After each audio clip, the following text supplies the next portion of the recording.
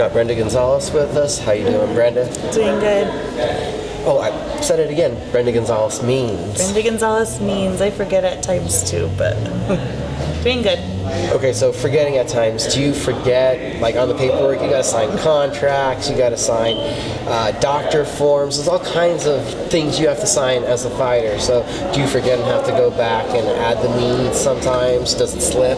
Well, I haven't added the dash yet to my license, so sometimes it's just Brenda Gonzales or... Oh, so sometimes it's still the same. Yeah. So it's not as confusing as I keep getting it. Right. You're heading up to Minnesota for the next fight, King of the Cage again. What is it like continually being able to get fights? You have King of the Cage, and you spent a good amount of your career with them. It's pretty cool having another opportunity to fight for them. I know that they can, keep me busy. So and busy is what I'm looking for. So good opportunities. Then heading up to Minnesota, have you fought up there yet? I haven't, just Wisconsin, so haven't been to Minnesota yet. So you're prepared for winter again? I mean, we're kind of in, it's a nice, almost springish feeling here in New Mexico. You ready to go back to the cold? Yeah, I live in the East Mountains, so I'm used to freezing cold one day to nice and sunny and warm the next day, so I'll be prepared for what kind of weather they have. I know your coach, Arlene, last time she went out there, she went to a blizzard, said it was something just crazy that you couldn't actually see out here.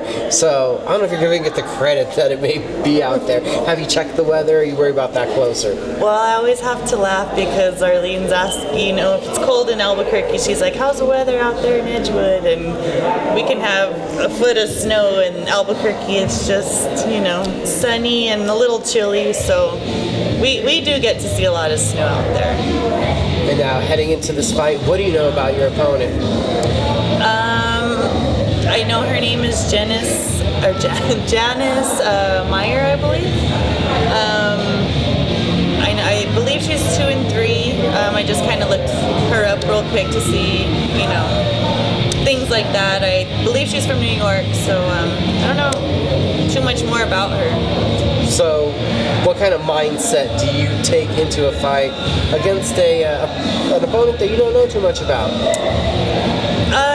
I always just expect them to come and try and take my head off, That's kind of what I'm trying to do to them, so I don't underestimate anybody because I have in the past, and, it works against you, so I'm always kind of prepared for a well-rounded fighter, and just kind of, go out there and have some fun.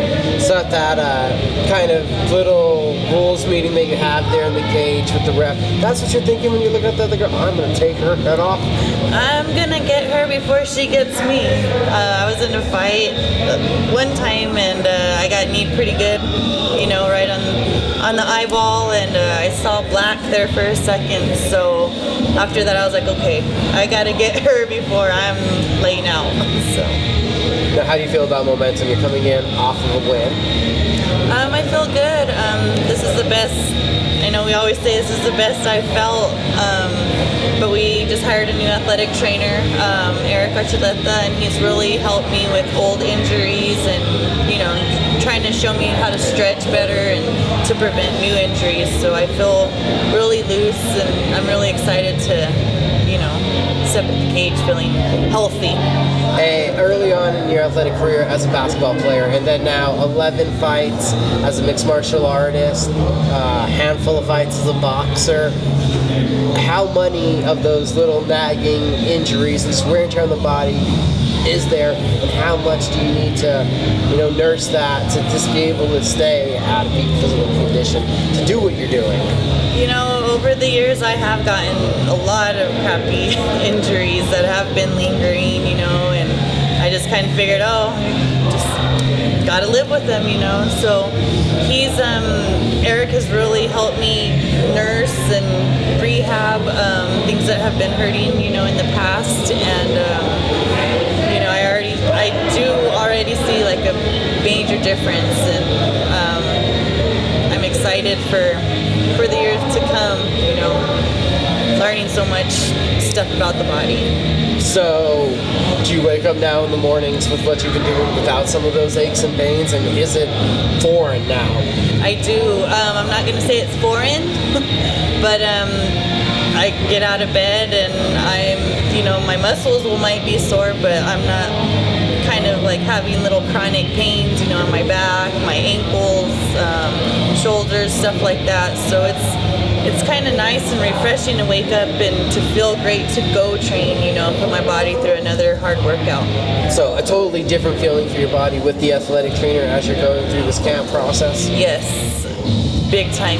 Timmy's been working with him too, and we both are, excited to have come across an athletic trainer who's very, very good at what he does.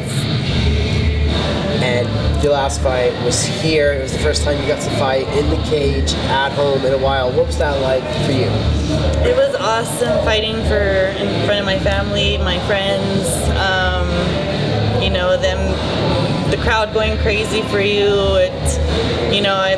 I get emotional every time I look out and see how much support I do have, and there's no better feeling than fighting at home in front of everybody and seeing what you do, what you put your body through for hours and hours, but it is something that we love, and it is cool to be able to display it in front of them. Is it a different kind of fight night when it's here, when it's locally? I feel, of course you have more distraction, but at the same time, there's nothing like walking out, to your crowd and everybody cheering for you. When you go out of state, if you go fight in their backyard, at the same time, it's cool to kind of be the underdog, in their eyes. But as long as I can, just walking to the cage it's cool feeling. In your last fight, we saw some of the basics of what you do, a good jab, but we saw some new layers added on. You really got to show off some of the Muay Thai with your knees and elbows. Was that by game plan, by opening? What allowed us to now see that extra level of your game? My last fight, I actually felt really good getting into the cage. A couple weeks before that, my back was giving me issues, and I was kind of stressing about that. I can't pull out, But I did get some treatment before that, and I was able to get good before the night of the fight. So I felt like I could just go and play around and work some stuff that I haven't worked in a long time, and just kind of be loose and just have some fun. Following the win, we saw you had a moment. You looked towards the sky. Your father, we know, has always been close with you. What was that like for you? My dad's in my mind every day. It's been 15 years already that he's passed, which is crazy how fast time gets away. But I know he's always with me, and I think I make him proud, but I don't know. I just have to look up and thank him for, watching over me and just being in my corner. And then you're taking after him being this fighter? My dad wasn't really a fighter. He played football, softball, basketball. My dad was an athlete. He was short, stocky, so I think I kind of got his little aggression, doesn't matter the size of the dog in the fight. It's, the fight in the dog, however you say it. But I feel, I'm built like my dad, and I kind of have his little And that's where you got the basketball from? Yeah. And now with the nagging injuries, is that still sometimes you get out there on the court? Yeah, I love basketball. If I can pick up a ball and shoot it, whether it's playing pig or horses, I'm there to shoot.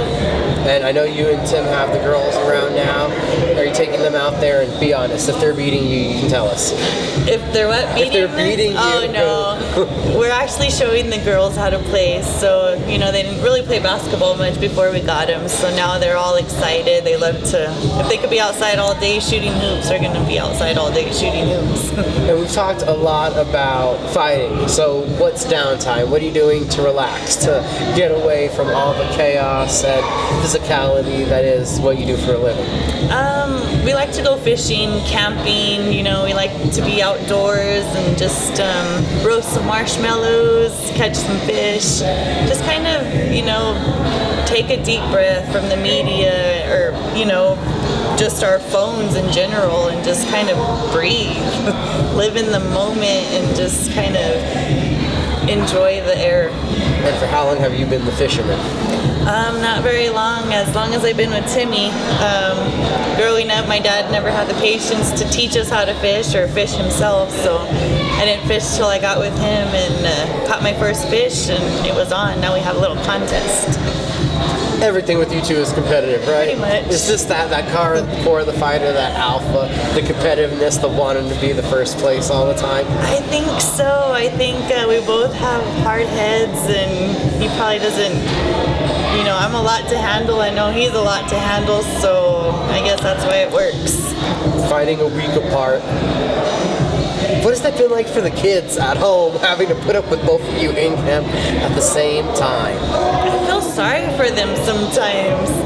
No, my mom helps us a lot during camp. You know, she's like, you guys go cut your weight, go swim. You know, I got the kids. So we already have you know, when we get back, we're sending mom on a little vacation. We'll keep all four of the kids, you know, but it's cool to have my mom as our backbone and vice versa. We're there, you know, she needs us. So yeah, the kids know we kind of get grumpy or whatever, a little edgy, you know, come closer to fight time, but you know, after the fight's done, you know, we give them more of our attention and, you know, and go spoil them. Both you in action, a week apart, how has that been? Both you in camp at the same time? Back in the day, it used to suck. But now that Timmy can eat a little more, he moved up in weight, and me too, I guess we could say. So welterweight Tim and bantamweight Brenda are a lot nicer than flyweight Brenda and lightweight Tim. Yes, for sure.